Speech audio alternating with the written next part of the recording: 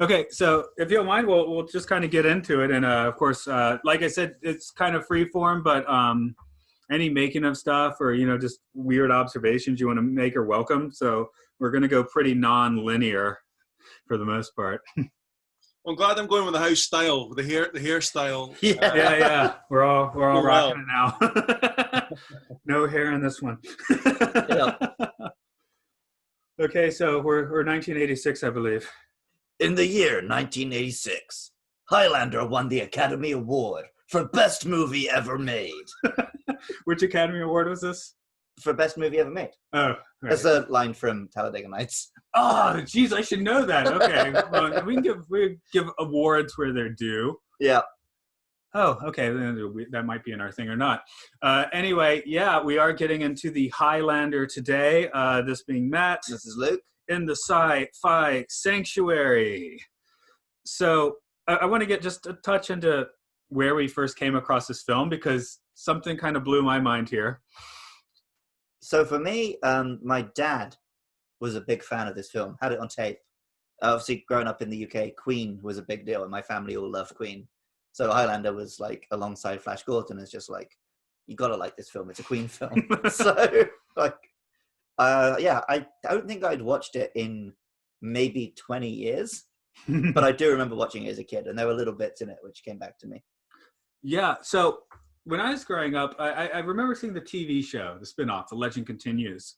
I could appreciate it was okay, but like it was either before TNG or after TNG, so I was either impatient to see it, but then I guess the fandom of this movie is so large. When I watched it this last time, I realized it's the first time I've actually watched this movie. I've actually not seen it before. That's happened a few times on this podcast, but it's always been me. Yeah. It's never been you, so I'm kind of, that's heartening a little bit. But yeah, this one's definitely very deep in the sci-fi wheelhouse. It does have a notable fandom. So we have a guest this week, and it came across a little differently because a few months ago, we talked to the Mission Log guys for Wrath of Khan, and when one of them told us his age, we're like, no way. Norman, he was. I couldn't believe it for a second. So I was like, and he's a Highlander guy, so I invite him. He was like, no, I'm not the person to talk to, and I have the person to talk to. So we have the person to talk to here. He is an arts journalist.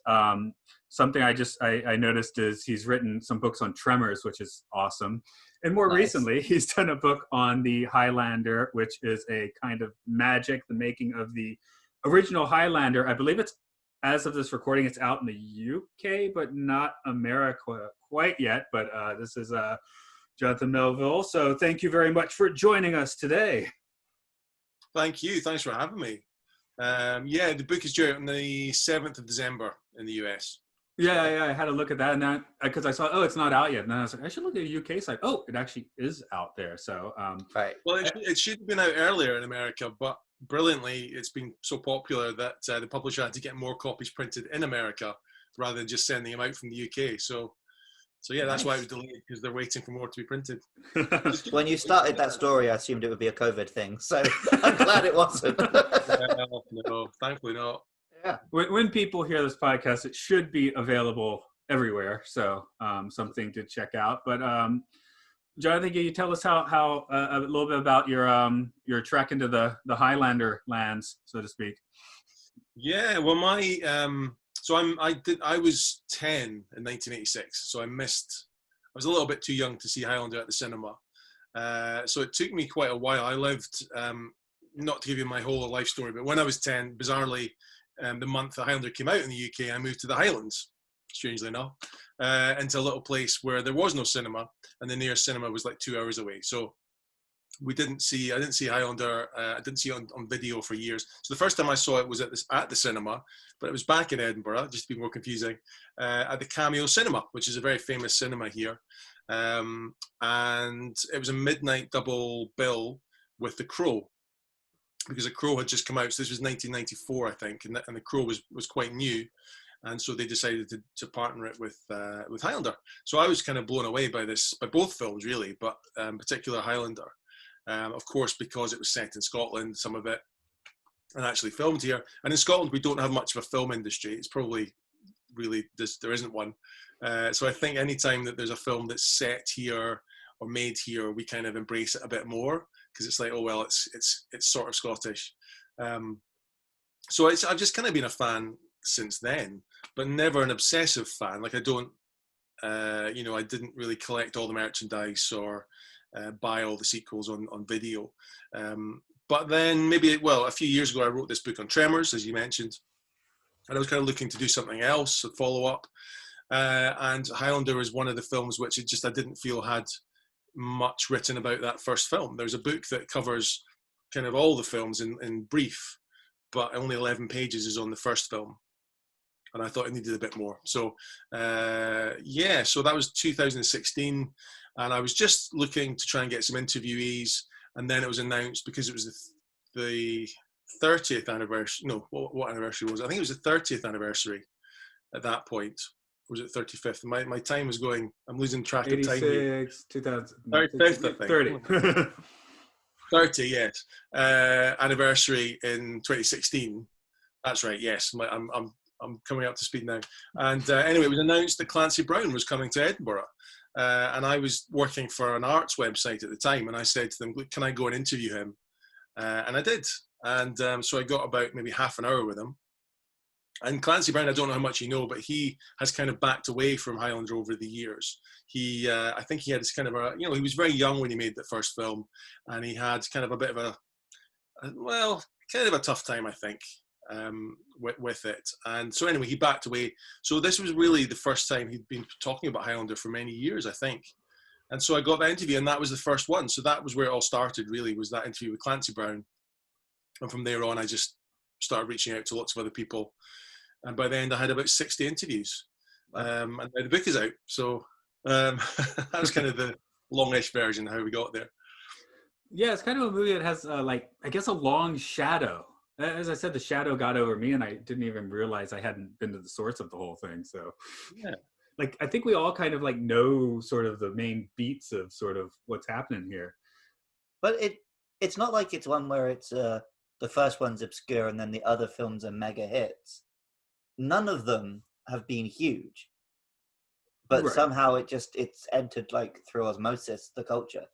Yeah, for me, having a view, I definitely felt kind of putting in a little bit in the same box as the Terminator. Of course, we've got the the very Terminator look for our baddie, and just that mid '80s sort of action here. You mentioned the pulsing sort of techno music, which Michael Kamen and a touch of Queen sort of brings into here. So that was pretty cool as well. But yeah. The funny thing about Highlander, and I didn't really appreciate it until I started researching it, is that it's a British film.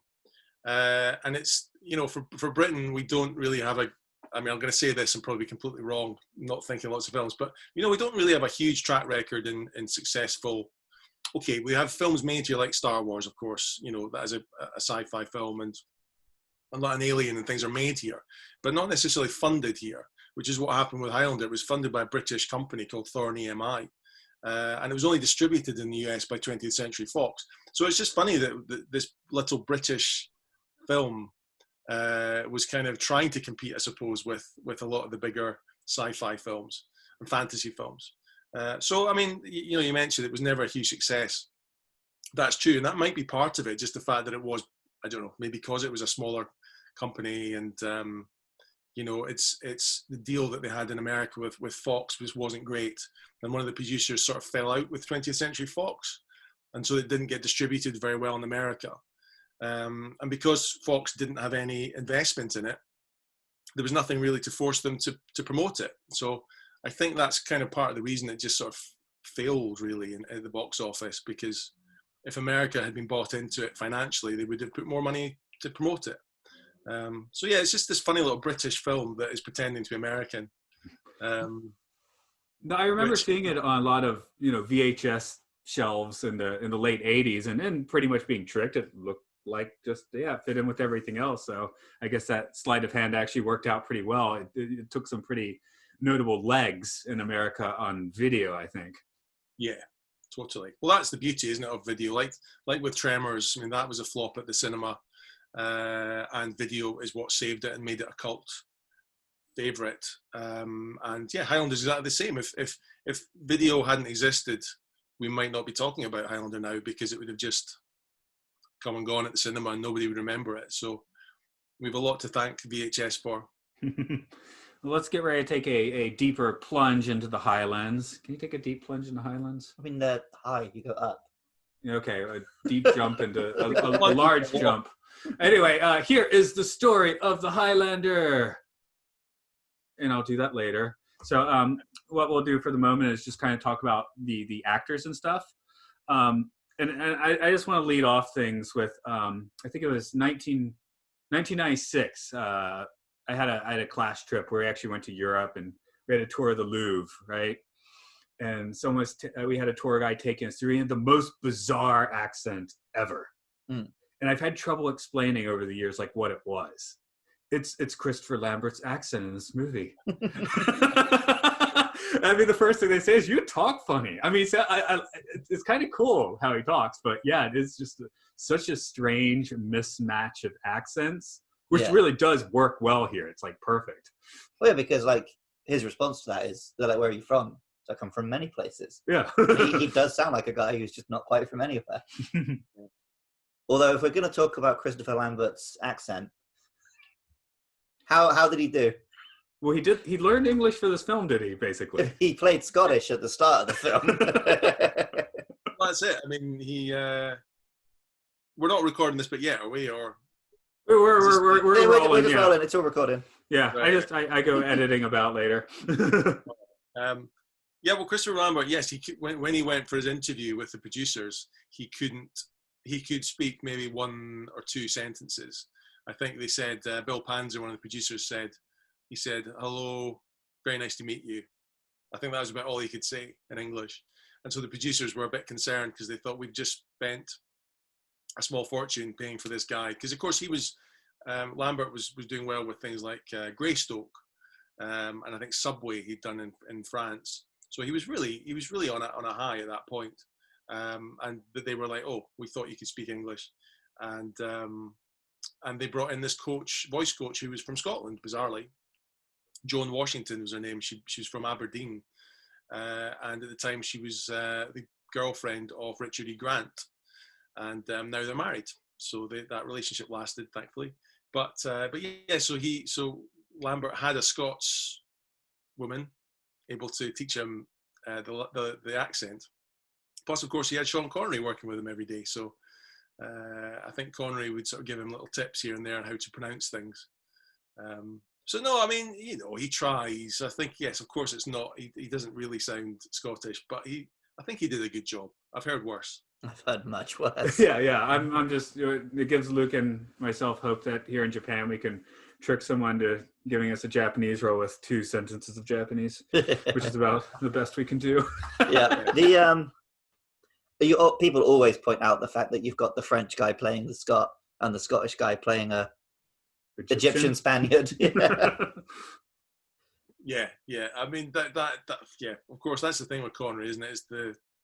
It's the long running joke that he never, whatever he does, he just has the same accent. Yeah. It's weird, isn't it? Because not many actors would get away with that, but somehow with Sean Connery, you just go, okay, he's Egyptian and he works for the King of Spain. It's because his accent's not a Scottish accent; it's just a Sean Connery accent. Yeah, that's fair. Yeah, like no one else sounds like Sean Connery. This is it, and it's Sean Connery in the film. It's not Ramirez; it's Sean Connery. Oh, I think as a viewer, you're just like, oh well, it's Sean Connery. He's appeared. He's an immortal this week. Yeah, but he's brilliant, and I just think they were so lucky to get Connery because it's a cameo, really, isn't it? He was only filming for about 5 days, and even then, it wasn't a full day, I think, and. So no, they were so lucky to get him because he just adds a bit of class to it and that gravitas thing that people talk about. I was going to say he kind of does for this film what Sir Alec Guinness did for Star Wars, where he makes the film seem like it had a budget 10 times what it probably had, just by being there and being a presence. Yeah, well, that's the way to do it, isn't it? If you haven't got a huge budget, just get someone in and just film little bits and then sprinkle it through the film and. It looks more expensive. Yeah, it's clever. Because he only hangs about that one castle in that one costume, so it clearly wasn't. a long period of filming. Well, he's got a sly grin on his face. He looks like he's partying. Yeah. Well, apparently the opening voiceover was like filmed in his bathroom in Spain, or recorded in his bathroom in Spain. Well, the writers kind of dispute that. I did speak to the writers, and they said, well, they said that there were problems with the sound.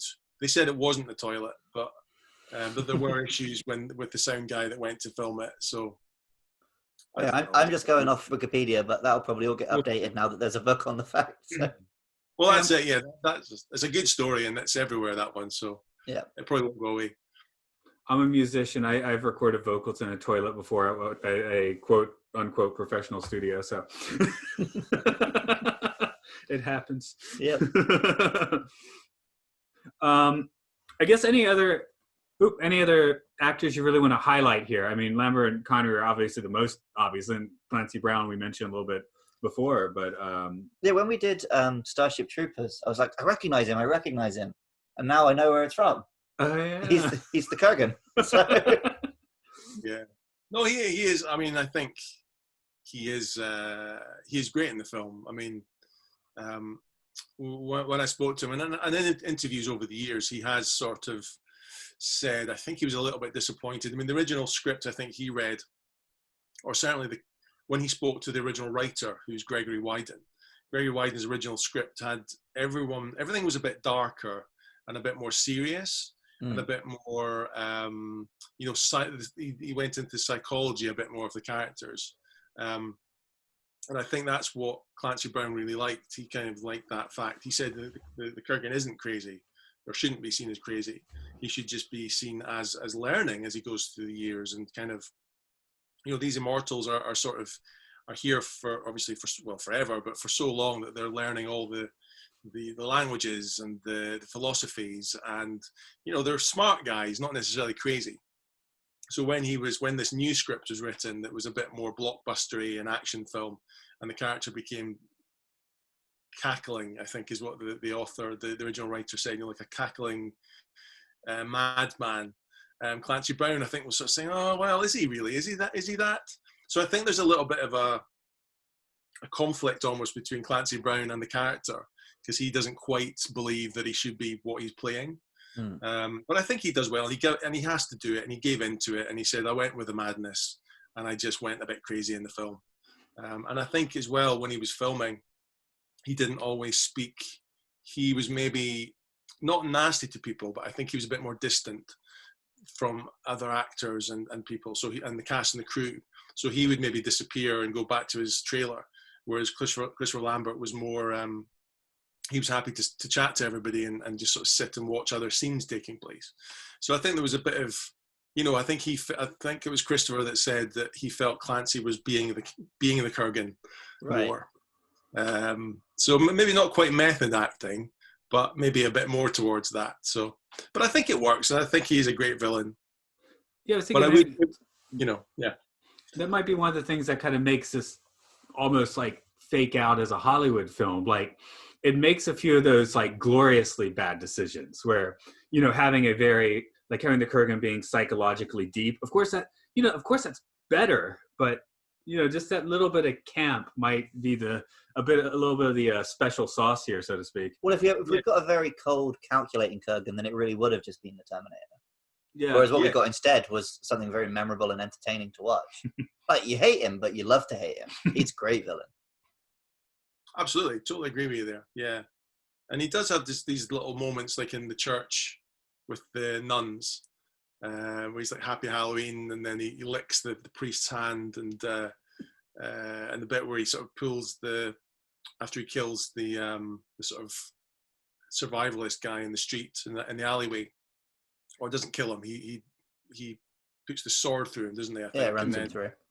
Anyway, we goes to the car and he says, "Hey, Mom," to the old lady in the car, and it's just slightly ludicrous, but it's fun. It's an entertaining film, isn't it? That's definitely fun. Yeah, it's all just a bit crazy, and you can't take it too seriously. But I think we probably will come on to this at some point. But I think the thing, talking about not taking it seriously, I think the thing that for me makes it last, or one of the main things, is the sort of the relationship between Connor and Heather. So of course, you know, it's just because it's played a bit more real. I say real, I mean, it's all ludicrous, but the fact that he is in love and, you know, his wife is dying and she's old and he's young, and that beautiful music, you know, Who Wants to Live Forever comes up. So I think for me, that's bizarrely within all this craziness and the crazy character of the Kurgan and you know, lightning hitting people and all that sort of stuff. You've got this romance at the heart of it, which I think makes it sort of last and grounds it a little bit more and just makes it a bit different from a normal action film. Well, and the scene where she actually does age and pass away is done very subtly. Yeah. Like you see them young, and then the next shot, she turns around and she's old. Yeah. I mean, it obviously wasn't the best makeup. Yeah, that was my thing. I think the scene works, the makeup didn't quite work, but whatever. That's where you save a little bit of your budget when it's tight. So. Right. I go into detail with all that in the book. Actually, I spoke to a guy called Nick Malley, who I'm sure you've heard the name. He sort of designed Yoda and worked on loads of films. But I won't go into detail, but he does talk about how he was originally one actress cast, and he started creating the mold and the face makeup for her, and that kind of almost at the last minute they said she wasn't doing it anymore and it was someone else, and he said, well, I need more time, and they said, you don't have the time. So he was kind of just trying to make do with what he had. And in the book, I thought it was really, I had to be quite, I was trying to be a bit careful what I wrote, because he had just had a really tough time.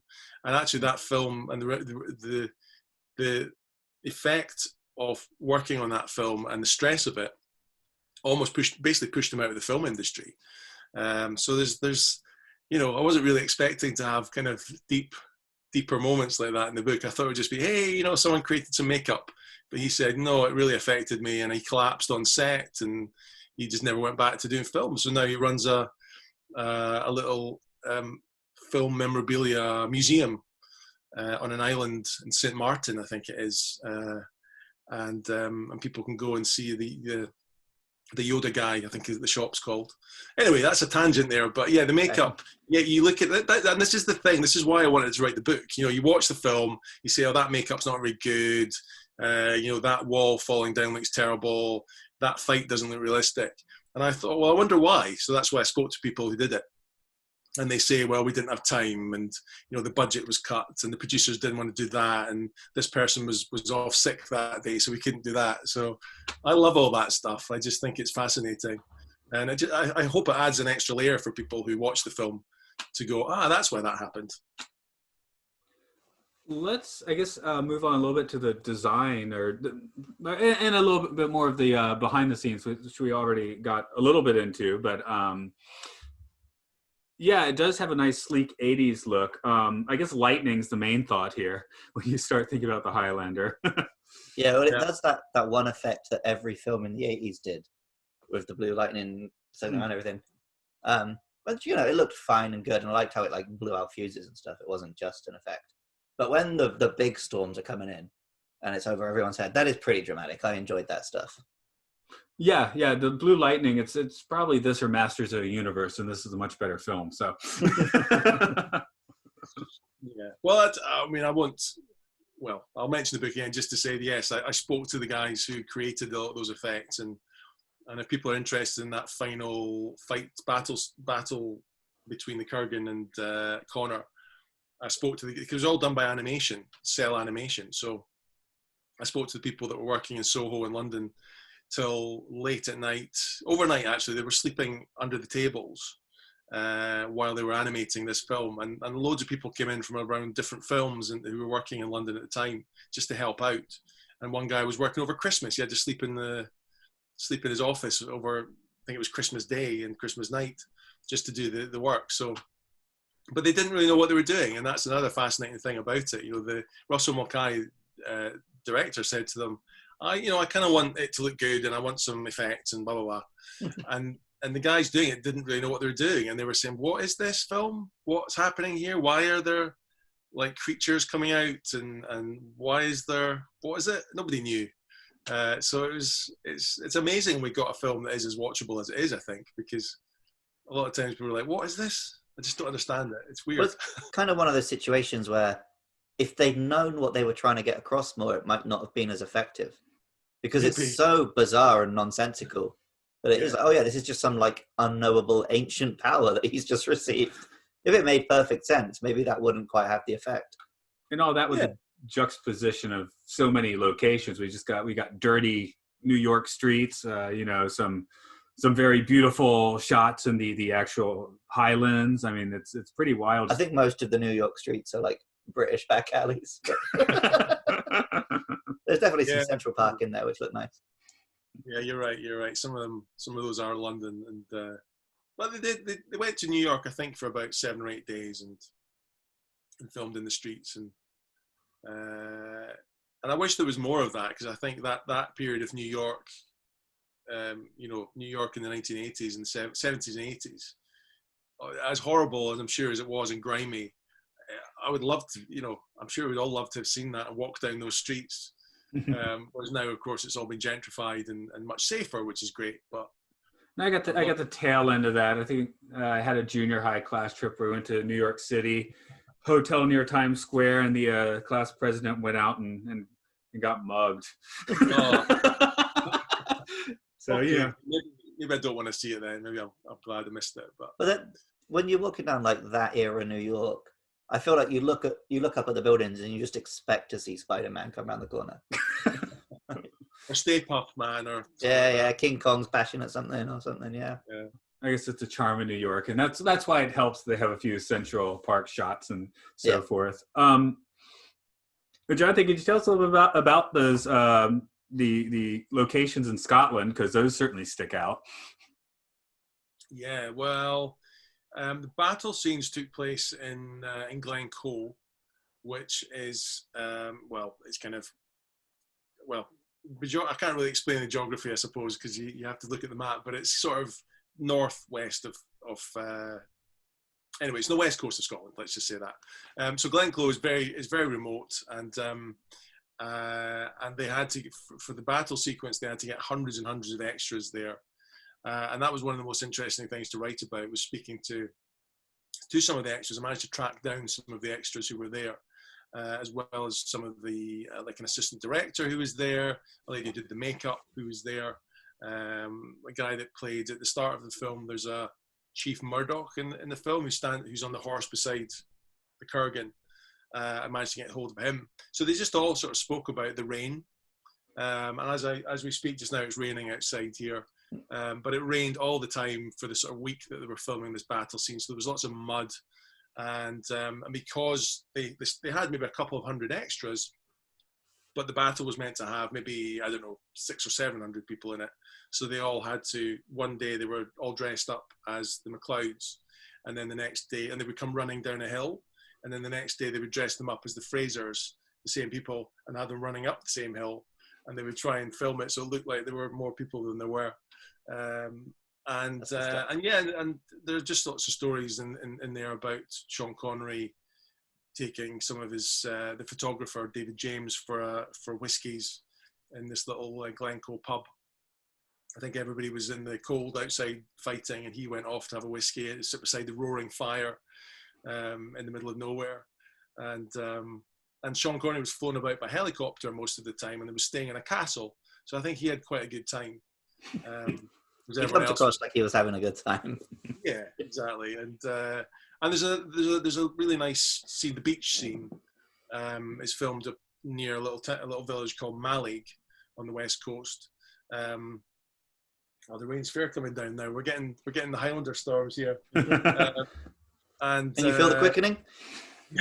Just about.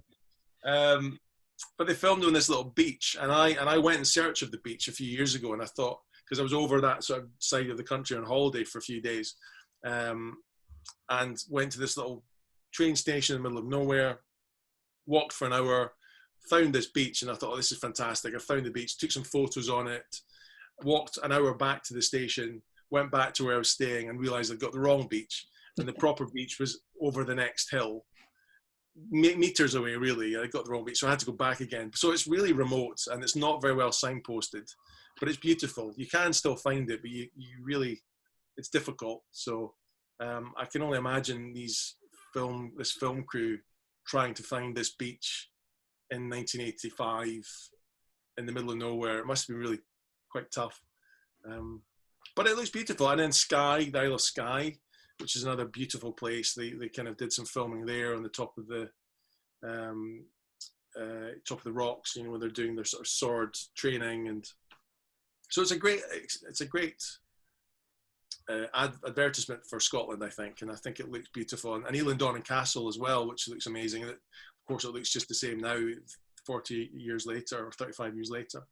And fans still go back to Elandonnan and run across the bridge shouting MacLeod and death to the MacLeod, I think it is, and death to Frasers and stuff like that, and dress up as Connor. So Scotland loves it. I think we really love that film, even though we know it's crazy and, you know, nonsense.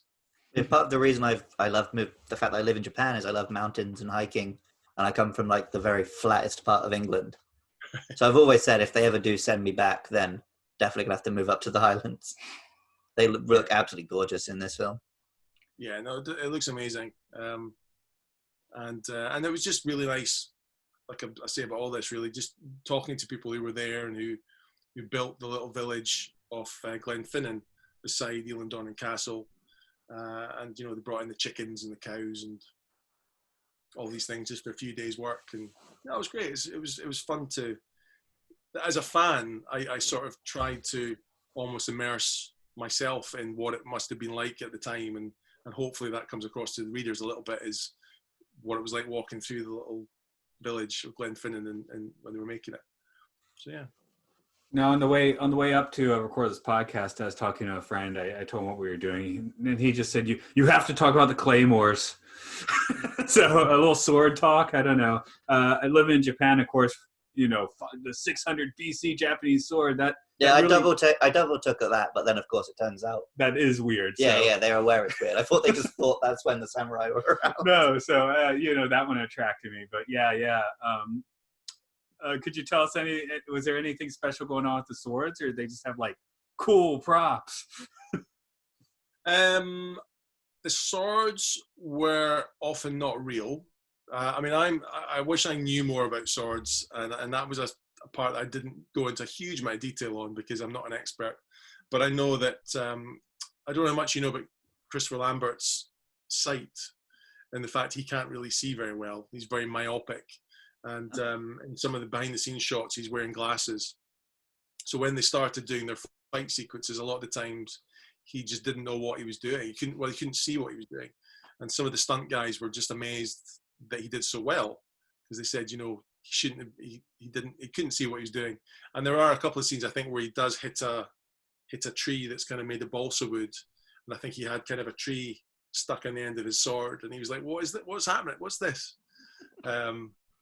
But yeah, no, so some of the, and in the fight sequences as well, in the battle sequence, some of the swords were actually real as well. So one of the extras I spoke to said that some of the swords were made of wood, but one of the ones he had was stamped with a very old symbol on it. I think it was, I don't know, 100 years old or something.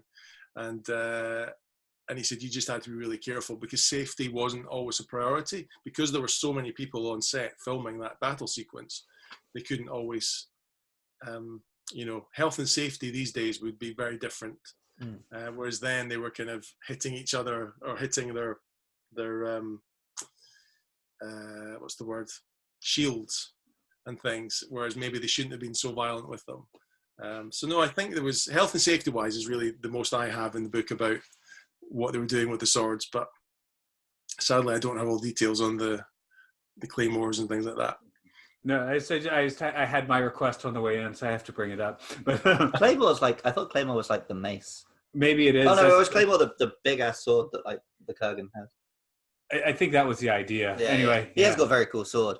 I remember when I first started the film last night, and the first fight in the car park, part of me was thinking like, here we go, this is before Hollywood knew how to choreograph fights. But by the end of the film, I was fully invested in the sword battling. I think it's just the weird choice to start the film with a sword fight against a middle-aged man who just doesn't look threatening. No, for me, I read an article shortly before watching this where they talked about how actual sword play, the idea is to have as little contact with the sword as possible. Yeah, that's why you have a shield instead, right? Right. So when I saw, the Kurgan's like, and doing sparks, oh, you're killing the sword. Yeah. I love the spark effect when the sword. Oh, it's great for the effect. Power Rangers. I just learned how swords actually work in that regard. It's like, no, don't do that. Well, I think the Kurgan sword wouldn't work in real life. I think that's a fact that it looks good because he's in the hotel room putting it together. Right. But in reality, that would have been a terrible sword because I think it would have fallen apart very quickly. Yeah, it's not even clamped in. He just puts it on and then starts swinging it around. So it's like it should have flung off straight away. But it looks cool. A cool scene, yeah. Yeah. I'm going to switch up the conversation a little bit now into a topic, and I'll just start off with the who wants to live forever? Currently, I'm single. So, yeah, fine. I want to live forever. Because you're single? Well, I don't really care if any of you die. Okay. There's no one I'm that bothered about losing right now. That's how a real immortal speaks, right? Eventually, that's how you're all going to sound, right? Forget about her. Yeah, you have to leave her, boy. Do you have people giving you that advice? You're not immortal yet. Yeah, exactly. Right? Or at least you haven't found out yet. Yeah, you got to get killed once before you find out. When do you figure, if you don't get like stabbed or anything, when do you notice that you're immortal? When you're like 80 and you look like you're 20, I guess. Yeah, but I was 20 and I look like I was 40. So. Well, suppose Connor was supposed to be, I think, let's say maybe 20 in the film.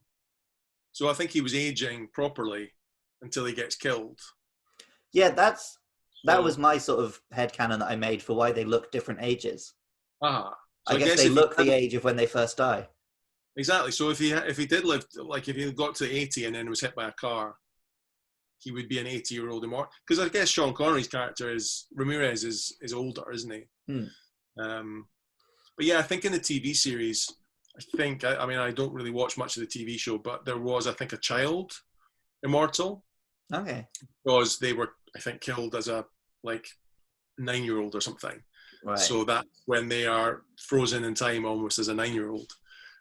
Which is, I think that's one of the cool things about the TV show, that they do have that area they can expand and explore the world of the immortals a bit more and what it means to be an immortal. And whereas the film is obviously a bit more limited. Now I know why they made an anime. Why is that? Oh, she looks like an 8-year-old girl, but she's actually 2,000 years old, so it's fine. Because animes love pulling that shit. Yeah. Oh, I lost my thought again. Okay, you just made everyone never want to have a thought again. Well, should I share some more of my thoughts that I don't really want to have?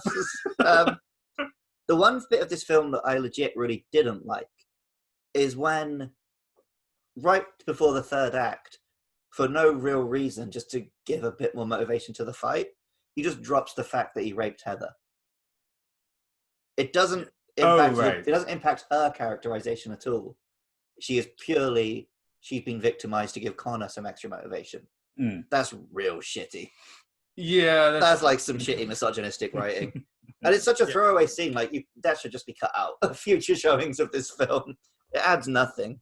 Yeah, I guess it's when the story is very compelling and most of it clicks. Those couple little things tend to stick out a little more sometimes. Yeah, it's a film from 1986. Yeah, so, written pretty clearly by a lot of dudes, because there's very few female speaking roles in this.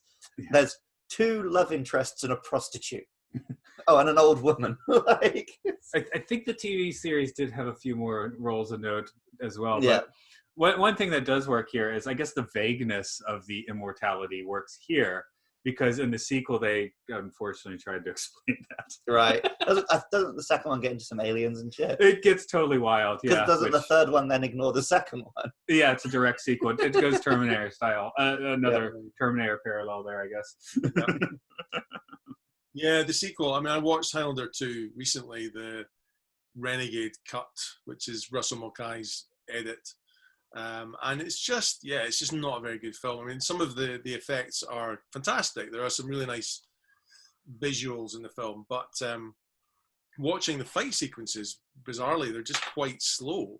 A couple of them are it's just guys, you can clearly tell they're choreographed, which of course we all know they all are, but in some of these fight sequences, it just felt like they were really literally just going through the motions, just sort of, left, right, left. Yeah, okay, we're a bit bored now. It just wasn't. So that's annoying. That's a shame. But but Christopher Lambert always said that film. He said, I think that film. I think when he was promoting that film, he said to people, if you think this is a sequel to Highlander, then it isn't. You're wrong. Don't go and see it if you think it's a sequel. I don't know. There's a very mixed up. And the producer said to me, you can't say that to people. He says, well, it's true. He says, it's not, aliens and what is all that? So he just didn't like it, but he was committed to it. It was in his contract. He had to do it. So did he go back for the third? He did, yeah. I think he did 4 in total. Okay. Endgame, I thought, was actually a bit better than the other 2. That was like a TV series crossover type thing. Okay.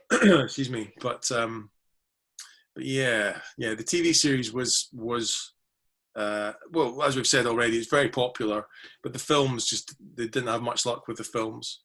Yeah, to me, I don't know how true this is, but I've always heard this is one where it's like, oh yeah, watch Highlander and then stop. Yeah. Yeah, there's a little cartoon which people have shared with me a few times, and I think it's like a dad and his son ducks for some reason. Maybe it's I assume it's a long-running series. Yeah. Yeah, but I think the little boy says, "I loved Highlander.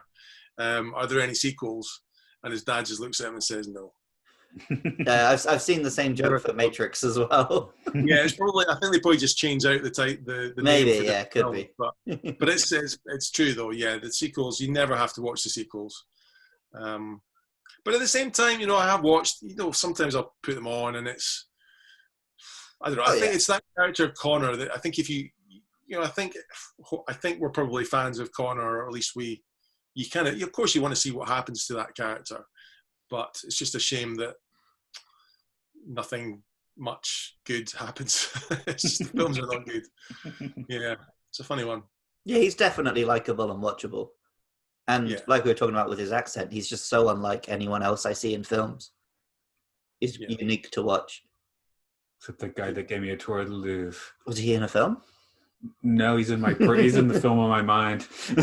Also, Connor's hair at the start looked awful. Like his Highlander hair does not suit his forehead. Oh, okay. Once he has his bangs, he looks okay. But when it's just, he looks like, what's the Hulk villain called?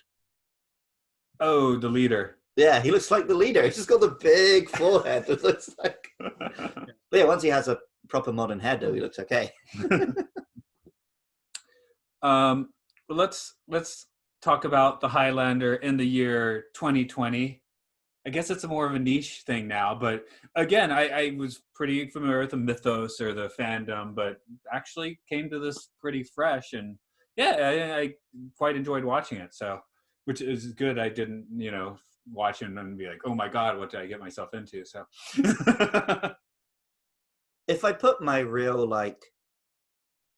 lefty, I'm going to kick off about things glasses on, then I could definitely pick a lot of holes with this film, right? But that's not how you watch a 1986 action film like this. Yeah. What you want to see, it delivers. You've got sword fights, you've got absolute nonsense, you've got a great villain, a likable hero, and you've got Sean Connery just having the time of his life.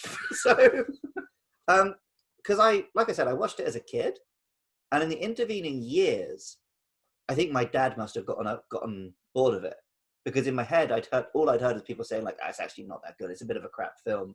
But going back and watching it, it's a good, fun film. Yeah. On our podcast, we talk about sometimes it takes me a week to watch a film, but so for me saying I knocked it out in 2 nights is actually a pretty good praise. Yeah. Yeah, your attention span is what your generation said was going to happen to my generation has happened to you. I've started watching more films over the course of a week as well, especially with streaming. I think it helps because you can just go back on and resume. I'm trying to watch A Star Is Born just now, the James Mason, Judy Garland one. Right. Because it's on BBC iPlayer just now. And it's about 2.5 hours long. And I think, I can't sit through that. So I just kind of watch half an hour a day and get there in the end. You're giving me flashbacks to when, because my brother is 8 years younger than me, so he only ever knew DVDs. And he watched one of my films on VHS. And we went back to it the next day, and he's like, Luke, it remembers where we are. That's cool. Yeah. You were saying there about what sort of eyes you view it through. I think, yes, I used to review, I don't know. Yes, if you're looking at it in a sort of, alongside Citizen Kane or, art house films, then of course it's a terrible film probably, but we're not. We all, I think of course we all judge films based on the genre and the time, and you have to just shift your perspective. So, but a lot of people do tell me they just don't like it, and they watch it and it's terrible. And that's the funny thing. I think I can see that. I can watch it and think, yeah, I can see why you would think it was terrible. And it kind of is terrible, but it's also brilliant. It's one of those films. One of those, you've got to have for me, a film which clearly reached much further than it could actually achieve. Yes. And maybe failed is much more enjoyable than a film which was just not ambitious at all, which just comfortably did what it could do. Like, it got to the point with the Marvel movies where it's just like, they were all good, but they weren't doing anything new. And I was kind of like, I kind of prefer the DC nonsense at this point, because look at the mad things they're trying to convince me is a good film, right? We've said it a few times, just, being passionate about the work you're doing, not being good at it necessarily. The people doing the Marvel films are all very good, but, maybe there's people like a little more workaday here where, the people making a movie like this are a little more hungry, I think. Yeah, definitely. Well, it's the difference between like Attack of the Clones and Empire Strikes Back, right? Yeah, and there were a lot of young people making this film, and that's other, I think, interesting thing, that Russell Mulcahy, the director, was, he was an MTV music video director. I mean, he'd done Razorback by this point, but really he cut his teeth doing music videos. So he was in his 20s. I think he was maybe 24-ish. And the people he was working with, like Jerry Fisher, who was the cinematographer, was maybe in his 40s, maybe at that time. So there was just this real clash all the way through it, I think, between the old guard, the old British film stalwarts, and the new guys coming along, Russell Mulcahy and some of the younger guys that were working with him. And they were, Russell would come in with his crazy camera angles and pyrotechnics and just throwing weird things into the scene, like hubcaps would go rolling by, and that was him just standing there off screen rolling a hubcap across. And the old guys were like, "What are you doing? This is terrible. You can't do this. You can't have rain inside an underground car park." And Russell was like, "No, it'll work. And sometimes it does, and sometimes it doesn't. But at least he was trying. Like you're saying, he was trying to do something different and new and fresh. And overall, I think he succeeds. Well, am I right in saying that the original script was written when the writer was still in college? Yeah. He was only 21, I think.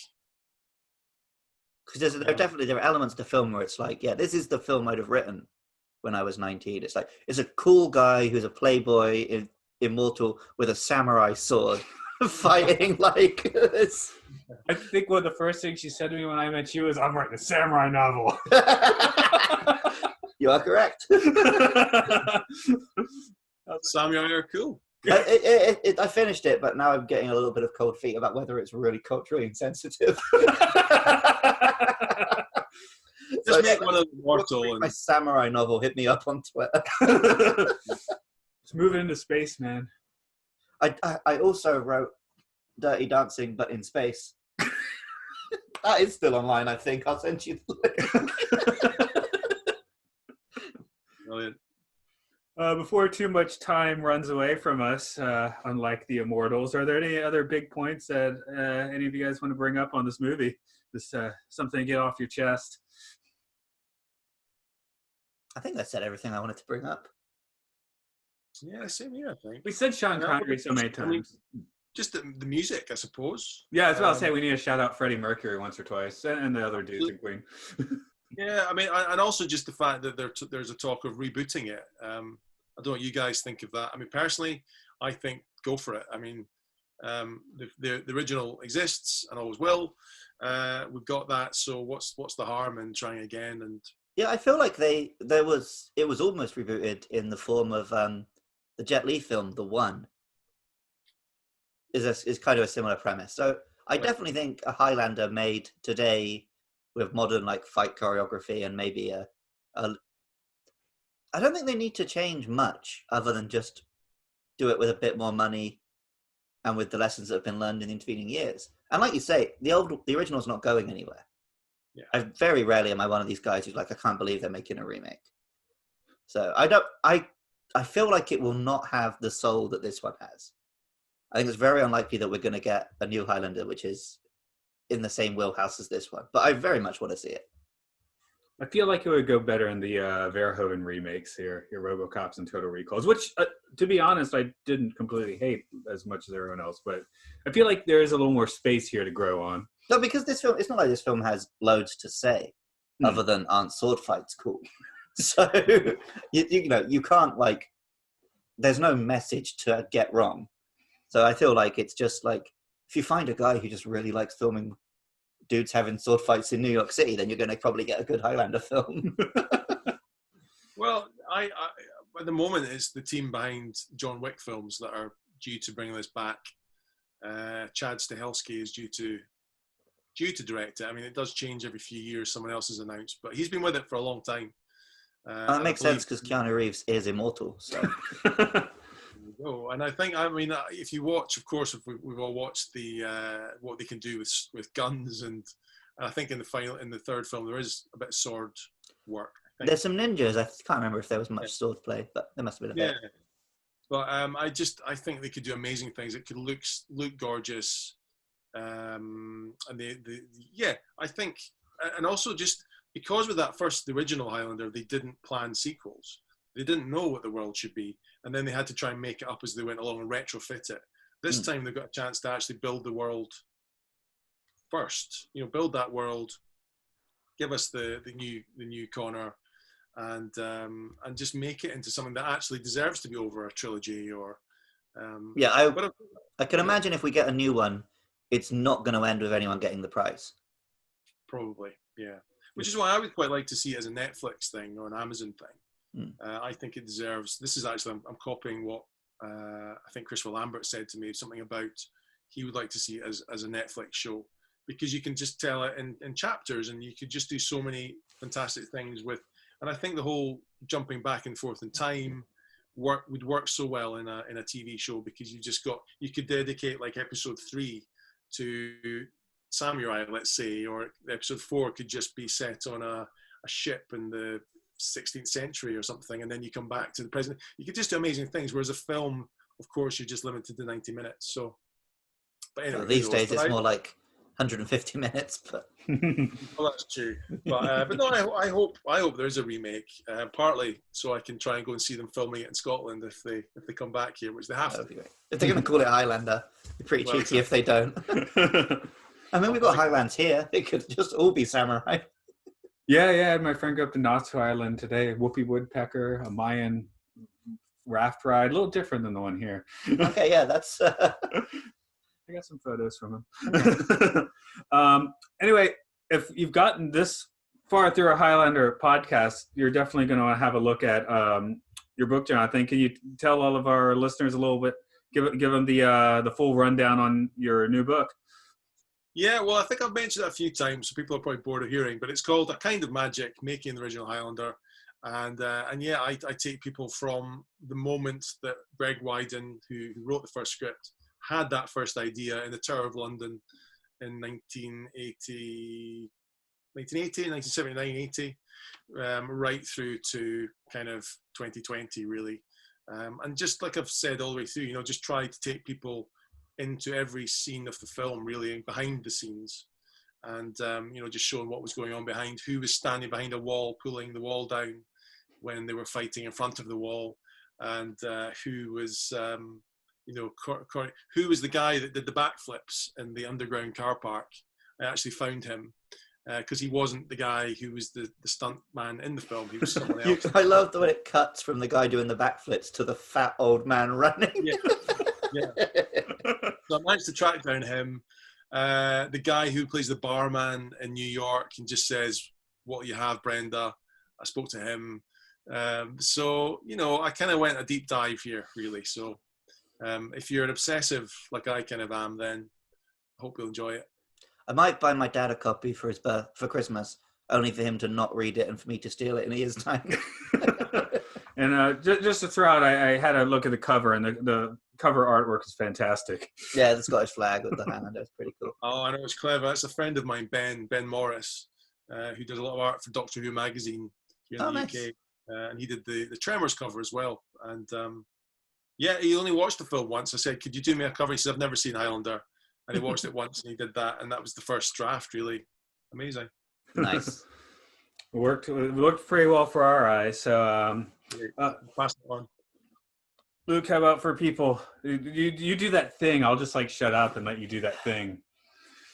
Okay, if you like our podcast, you can find us on Twitter at MLSFS Pod. We're also on Facebook and Apple Podcasts and YouTube. Just search Matt Luke Sci-Fi Sanctuary. If you want to hear more of my voice, you can hear my other podcasts. I do a Pokemon one, which you can find on Twitter at Luke+BKMN. I do a Monster Hunter podcast where you can hear more Scottish voices, which you can find on Twitter at Monster Mash Pod. If you've liked the music you've heard during this podcast, you can find Matt's music at rovingstagemedia.bandcamp.com. Side effects will be listed later. Oh, so you get through all those letters. It's so pretty. I hate myself every time I do it. I'm such a shill. Anyway, Jonathan, once again, we're very happy to have you chatting to us here, because that's just such a treasure trove of knowledge. We had a much deeper conversation with you than we would have without you, and it was great. Thank you. We had such a deep and intelligent conversation. I didn't even say the stupid thing I wanted to say. Go for it. Highlander's basically just a millennia-long game of Fortnite. You said it before we recorded, didn't you? Yeah. Well, thanks for having me on. It's been great to talk about this, and our time differences. I hope you get your train, because I realize that the time difference here is crazy, but. No, I'm going to. I've got everything in mind. I'm taking more of a walk, but I usually take that walk on Saturdays anyway, just not quite as late as I'm going to tonight. So it's all cool. Thank you. Thanks for doing that to accommodate this. No problem. That was great. It was, yeah. Like Matt said, this is a much better Highlander podcast than the two of us would have recorded on our own. So. For those listeners of the podcast, Luke. Yeah, Jonathan, you and the listeners at home, and unfortunately one of us, is going to have to leave tonight, because there can be only one. In this apartment? Yeah. That's you. Okay. Oh, yeah. Man, you wouldn't as soon as you're out that door, I'm, Oh, yeah. Wait a minute, man. End meeting. Leave. Mute. All right, yeah. I don't know when Matt's going to cut that. Of course I'm going to cut that. But, yeah. Again, yes, very much. Thank you for coming in. I'm probably going to be posting this one early mid-January is my thought, because we're going Monster Month for Luke's Monster podcast. So get through our Godzilla and our stop-motion dinosaurs, and after that we're gonna get to another Trek and a dinosaur, I guess. So a Highlander, excuse me. Yeah. I was like, wait, which dinosaur is this? I didn't hear about this. Yeah, I just like saying dinosaur, I guess. Okay. Well, yeah. Thanks for joining us. Matt's losing his mind, so we'll call it that. And I gotta catch a train, so thanks again. Have a good afternoon. Cheers. Cool. Thank you. Bye-bye. Thank you. Bye-bye. Bye.